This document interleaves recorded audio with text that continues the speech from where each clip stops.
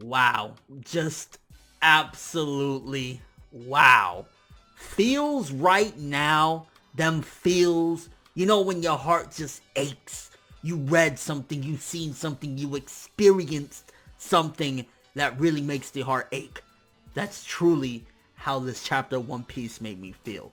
Like I said in the last chapter, these events are reminding me of a new version, a different spin on the things that happened in Water 7 and Enies Lobby. This whole situation right now, Luffy and Sanji and Nami right there, straight up, is similar to what happened with Usopp versus Luffy, and at the same time with Robin trying to leave the crew. It is just absolutely amazing. Now, there might be the naysayers. The naysayers might come in. What, Sanji hasn't learned yet? Sanji ain't learned that Luffy will... Come on. Let's be real here. At the end of the day, look at the content. Look at Sanji's reasoning behind what he's doing in this chapter. Look at his character clearly. You know Sanji. I mean, there's some people that's misinterpreting it as, oh man, why is Sanji doing this? Like, did you read the same chapter I read? Because the chapter I read was fucking amazing. Very point, clear, blunt, absolutely insane. Like, that's the chapter of One Piece 844, I believe, that I read. What did these people read? Because this chapter was outstanding and amazing. Very simple. Sanji's putting on this charade, very heavy, because at the end of the day, he has to save Owner Zeph. He doesn't want to lose his hands, and he's trying to clear himself out of this mess. And I think that this chapter was very symbolic of the fact that, at the very least, the stuff with Sanji's family, the Vinsmoke, all that stuff, I believe, at this particular point, at least up until the end, is going to be cleared by Sanji himself. Sanji's the one that's going to do it, because after he pushed Luffy away in this chapter, which... Oh, my feels right now, bro. Oda, you did it again. And it wasn't a flashback, because a lot of the sad stuff that happens in One Piece usually is like we see a bad, backstory. And what I mean by bad, like, a tragic backstory, a sad backstory. No, this is right now. This is involving the characters we love. And that's some of the best stuff I love when One Piece does. When One Piece opposes characters, makes conflict with the characters that we love in this nature, that's when One Piece, for me, is almost at its peak. Don't get me wrong, the story, the world building, all of that is dandy, awesome, great. One Piece does it amazing, we know this. But when it uses the characters in this fashion, Oda. So pretty much the entirety of this chapter was Luffy saying, Sanji, let's go. What are you doing? And Sanji saying, bro, get the fuck up out of here. And honestly, the fact that Sanji went this far regarding, like, he went the distance. Like, he was kicking Luffy's ass in this chapter. And I would definitely say, like, if you compare this to the Luffy versus Usopp fight, because that's the best comparison you can make, Luffy put up no fight this time around. With Usopp, it was kind of like, I need to show this motherfucker I'm captain. Here's why you need to listen to me. With this one, he didn't put up a fight. He literally let Sanji beat the dog shit out of him, kick the fuck out of him, Diable Jambe in the motherfucking face. And he stood there. He didn't do nothing. He didn't try to fight back. He didn't do anything like that. So it's definitely its own thing. It feels very similar to those events, but it's different. Different circumstances, different situation, and it's all justified. It's not like, hey, let's recreate. That was some good stuff. Let's just recreate it for the sake of it. No, there's all reasoning behind it, and it was amazing. I mean, to see Sanji, after he did all this, he's fucking there breaking down, crying, trying to hide it from his brothers because he's trying to present this grandioso play, so to speak, of like, yeah, fuck them, you ragtag ass pirates. I don't give a shit. I don't give a fuck. I'm done with that, bro. That life is over. It's all about that Vinsmoke. I'm about to be pounding some of that Charlotte Lynn fucking whatever her name is, daughter pussy right now. I'm about to be all up in the pudding, bro. I don't got time to be a pirate. And he put it on very well. But, of course, Luffy, he knows him very well. Nami knows him very well. And let's talk about the slap back to reality that Nami gave him. It just... The entire chapter flowed so well, and it felt like a true, amazing play of events. in One Piece. And the fact that it was all contained in this chapter was perfect. This didn't need to be drawn out between 2, 3, and 4 chapters, which maybe 2 chapters would have been fine or whatever. But the fact that it was all contained in this one chapter, Sanji went on his way again. He continued on, and Luffy stood there in pain, all beat up, but yet again with his resolve. And the interesting thing, if you look at these characters, because, okay, Luffy's always played up as the idiot. He's the dumbass, woohoo, Luffy, but he'll come in and beat somebody's ass. Nami's the smart one. Nami's right here.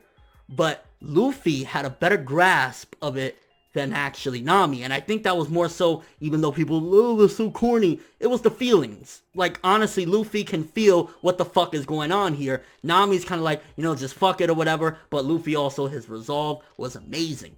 Let's talk about the demands, or shall I say, the embargo or the strike that Luffy is going on at the end of this chapter.